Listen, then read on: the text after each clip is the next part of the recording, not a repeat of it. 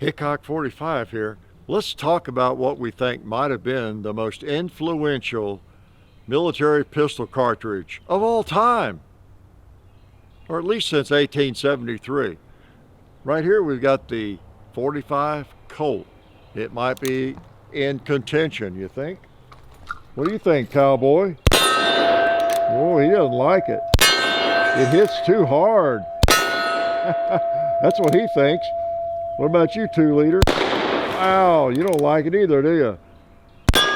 Boom, there's 5 of them. So that is the 45 Colt, and that's the first one under consideration. So I think maybe that one is one that we want to look at closely, at least fairly closely. Now, I'm not going to be the one to tell you what the most significant military pistol cartridge is or was, has been. I'm going to let you help me decide though, okay? So this is the 45 Colt we started out with. Let's get those big cases out of there. So when you talk about cartridges, we're going to look at 3 of the most influential ones, okay? In terms of everything, commercial guns, military guns, whatever. And when you think about it, it doesn't go far beyond 3, does it? We're going to look at the 45 Colt, the 45 ACP, and the 9mm. Ooh, looks like an old Luger. So 9mm, 45 ACP, and 45 Colt covers most of the universe in this country and a lot of the world, right? But especially this country when it comes to military pistol cartridges, right? Revolver cartridges, whatever, all right? We're not going to deal with the 32, or the 38 rather, that was, you know, the official pistol round from, what, about 1892 to early in the 20th century. But definitely would not have been the most influential, right? So these are the contenders. And I've got some firearms from each one. These are lined up, 45 Colt chamberings. Okay, and then in the middle row here, these are all 45 ACP, and the lower row is 9mm. So let's talk about 45 Colt first. You know, it's one I just dearly love, and it came about in 1873, basically, in this type of firearm, right? The 7.5-inch barrel Colt single action. Army. Oh, it was called the single action Army for a reason. The Army adopted it, right? And this is an old one from 1883 right here, a cavalry model. Speaking of Army, it has US right on it, doesn't it? You've seen this before. I have fired this. If not, what's wrong with you? You're missing videos. You're missing genius. Yeah, this is a US model, cavalry model from 1883, 45 Colt. So pretty cool gun. And the first ones, 1873, they were in the 7.5-inch barrel, the long barrel like this. So that's pretty much an illustration of what we started with in the United States, right? And so is this one. That's a 2nd-gen gun, but same configuration, right? So 45 Colt. How influential was it? Well, I don't know. What do you think? I have a couple other firearms out here. I've also got double action. The firearm, you know, moved on into the 20th century, and even before that, there were firearms in double action like this. And this actually was a military gun. This is the New Service, was one of the really interesting firearms in that evolution. The New Service revolvers in double action, big old Colt frames, chambered in 45 Colt and other chamberings, and this is basically one of those. And in 1909, the military actually adopted this. I think it's called the model 1909 as the military service cartridge for a year or two until we came up with the 45 1911, right? And so yeah, the 45 Colt, in terms of its impact on things, you know, it went right into the 20th century and the 21st century, and we'll talk briefly about that. Before we do that, I want to thank the people that help us out here, the Silencer Central. I don't think we have any suppressors out here, but you know that Banish lineup they make, they do a great job on those, and we appreciate their help. And then Davidson's Gallery of Guns. Speaking of a gallery of guns, we have on the table today We appreciate them. They have a guaranteed lifetime replacement on firearms purchased from them, so take advantage of that and check them out. And then SDI, the Sonoran Desert Institute, you can take courses in gunsmithing, firearms technology, drone technology, all sorts of things. So check them out too, if you will. So let's talk about the double actions here a little bit. This is a firearm that was made, I guess, in the 1980s. Wow, 1980s. That's a long way from 1873. It's chambered in .45 Colt. It's a modern Smith & Wesson, isn't it? Yeah. And you can go to the store today and you can buy all sorts of firearms chambered in .45 Colt, can't you? You can find Colt clones, Italian-made firearms that are copies of Colt.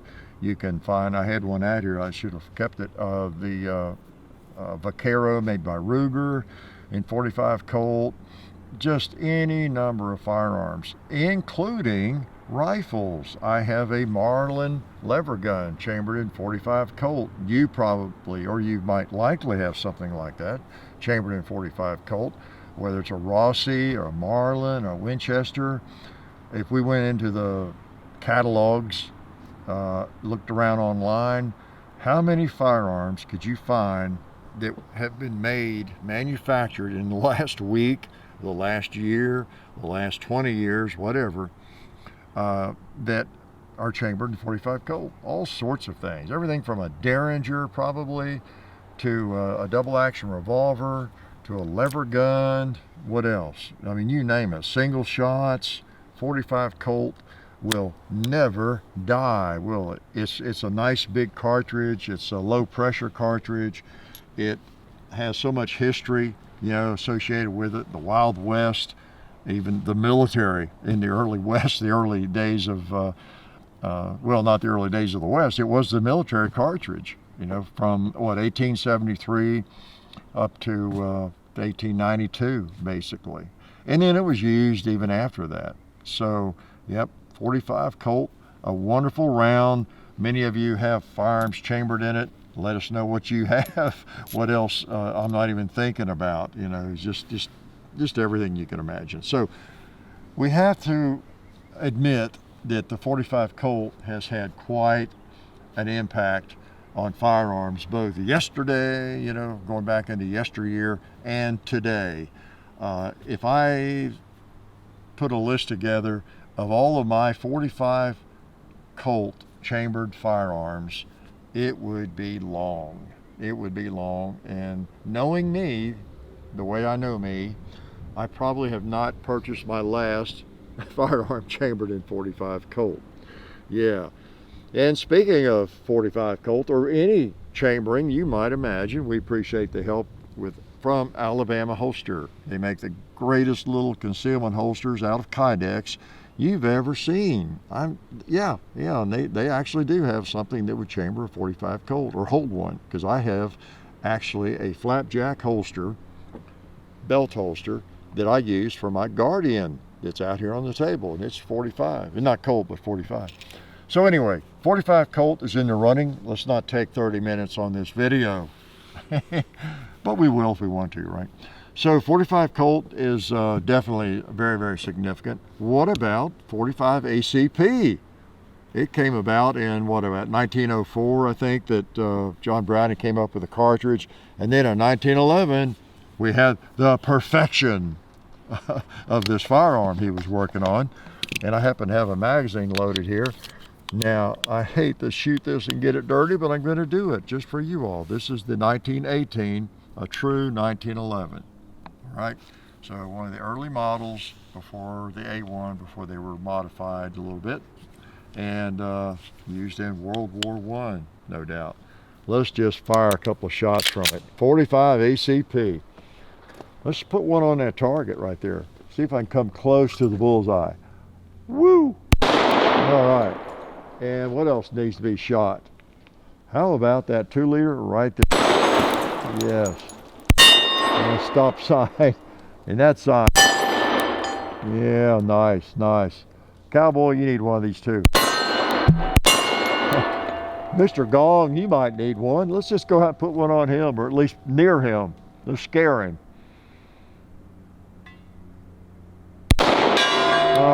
we did more than scare him on the last round. So 45 ACP is a wonderful round, as many of you know, and it was kind of born especially with the old 1911, or associated with the 1911, and that started that. So we know how influential the 45, well, the 1911 is in and of itself, right? And still used today in competition. People carry them, and defensive use, and you name it. The militaries around the world used it. Very, very, very popular. And even in 45 ACP, although it was chambered in lots of other cartridges through the years, and has been, right? 38 Super, and used in other militaries, 9mm, you name it. So 45 ACP, a nice little cartridge, you know, and it also saw use in other formats, like this revolver. During World War I, we had Colt and Smith & Wesson chambered their bigger frame firearms to use it, you know, the 45 ACP. And these are very popular firearms, historical, used in, well, starting in World War I and right on up through World War II and after. Just really popular guns, using moon clips or not. Nice revolvers, but mostly in semi-autos. And I've got some other semi-autos just to illustrate some of the history.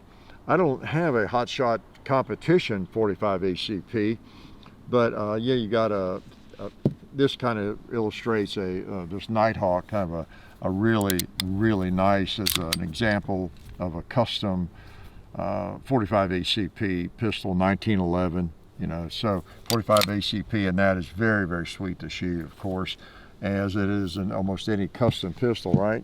So lots of thousands, you know, of custom, you know, 45 ACP pistols out there.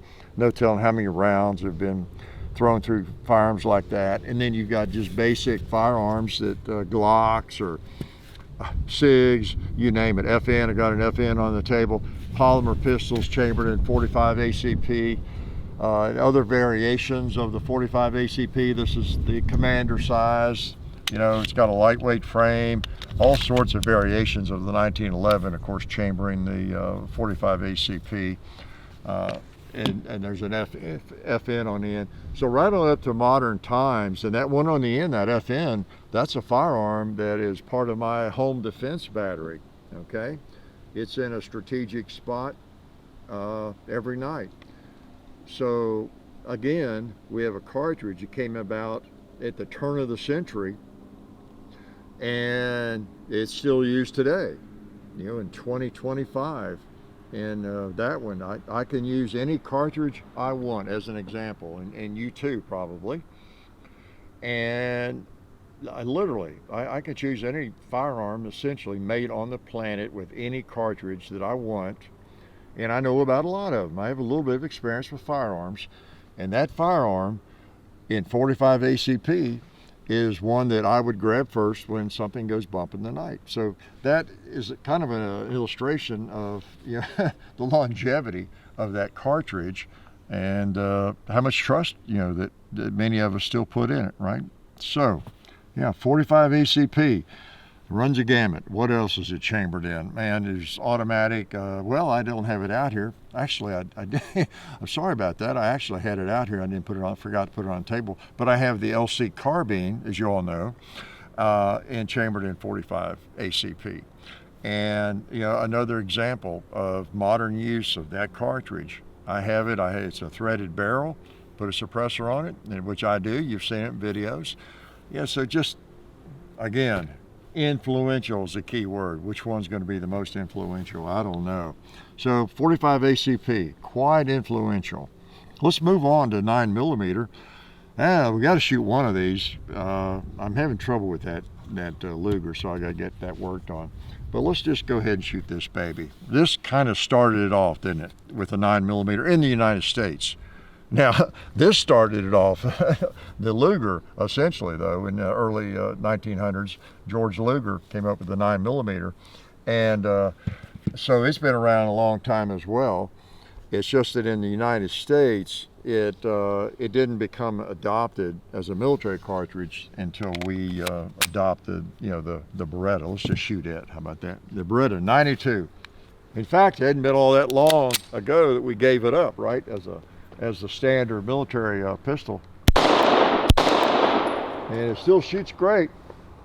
Let's go way over there to the gong. Just a really nice pistol. Let's shoot something close by here. Oh, target-rich environment.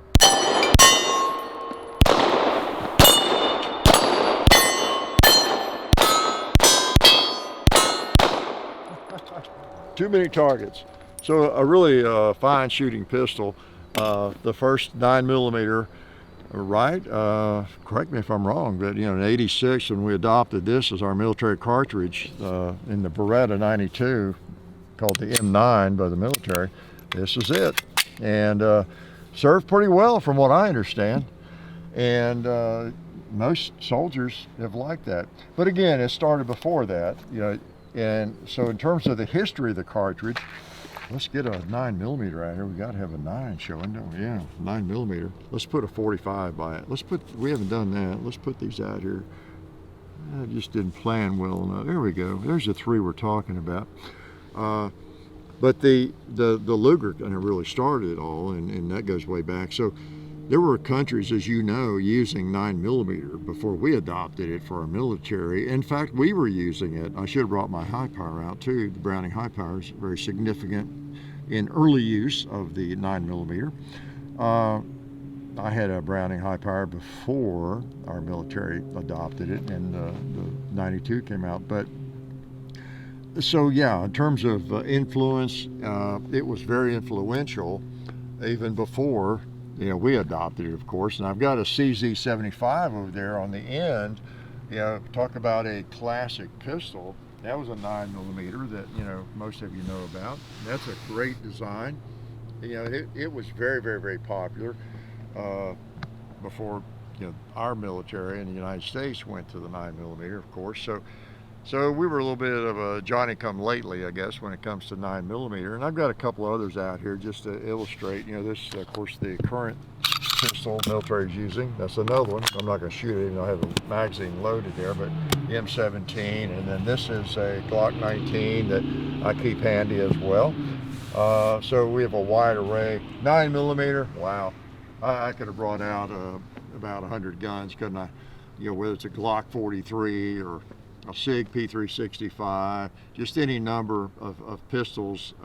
The 9mm has become more and more influential, as I guess it's always been just widely influential, but in recent, I don't know, last decade, there have been so many pistols brought out that are in that micro compact or subcompact, just smaller and smaller pistols that will chamber the 9mm and that handle it well, and that we can handle pretty well, right? So it's made the 9mm even more popular than ever, I think, with way more options. Think about all the 9mm pistols that have come out, new ones, whether it's a FN Reflex or the P365, and we could name, you know, the Canics, and we could go down a list of hundreds that are really handy sized little pistols in 9mm. In addition to all the standard large guns that are chambered in it, whether it's a 1911, even revolvers chambered in it, right? I think we've even had a single action chambered in it around here. So there you go. Just a reminder that these 3 cartridges just kind of have dominated in so many ways. And which one do you think is the most influential? Right, in the United States or the world? You know, what would you say would be the number 1 of these 3, maybe the number 2 and the 3, I don't know. And of course we got our favorites. You know, what's our favorite? My favorite might be the 45 Colt, as you know, or maybe even ACP. But that doesn't mean it has been the most influential or the biggest cartridge that ever came down the pike, right? So I got to shoot one more before I let you go. So which one should that be? You know what? I got this thing dirty. This old 1911. Let's just do John Browning a little honor here and fire it to before you have to leave. I'm sorry to make you leave, but I'm going to. Yeah, it's fun. These are 3 great cartridges, aren't they? And they're just wonderful. And if you look at your collection and whatever firearms you have, you probably have something chambered in one of these, don't you imagine? So we'll just shoot the old ACP before we go. Let's just smoke a little pot. I should have done that before we started. Might have been more coherent, right? I might have made more sense. Boy, look at that. Knocks that those arms around, doesn't it? I think that mag, yeah, it just doesn't hold the slide back. It was empty. So anyway, 3 cartridges that we all love and adore, and we all fire quite a few of in a year's time, don't we? And they're all influential. What do you think? Which one has made the biggest impact? Not on the cowboy necessarily, but which one has made the biggest impact, do you think, in the world, on the planet? Thanks for coming out tonight. Life is good. Oh yeah, that's better. This is a great gun for defense. Oh hey, didn't see you guys there. While I've got you here, I want to remind you of our friends over at Talon Grips and Ballistol. Talon Grips makes grips, can you believe it, for all different types of firearms. You can get rough texture or more of a rubberized texture. It just sticks right on there. You know, really affordable, really cool option to improve the grip for your handguns or rifles. So please check them out at talongungrips.com. You'll be glad you did. And also Ballistol. Dad has been using Ballistol for many years. It's a cleaner and a lubricant, and it's non-toxic. It works really great, and we're happy to have them on board since it's been a part of our shooting endeavor for a very long time. So go to ballistol.com, talongungrips.com. And also, while you're out there, I'm juggling all these things here. Also, while you're on the internet, please do check out our other social media like Hickok45 on Facebook. There's also Hickok45 on Twitter, The Real Hickok45 on Instagram. There's a John_Hickok45 on Instagram where I do some things. There's Hickok45.com. You can find us also on Gunstreamer. So check out all that stuff and then watch more videos.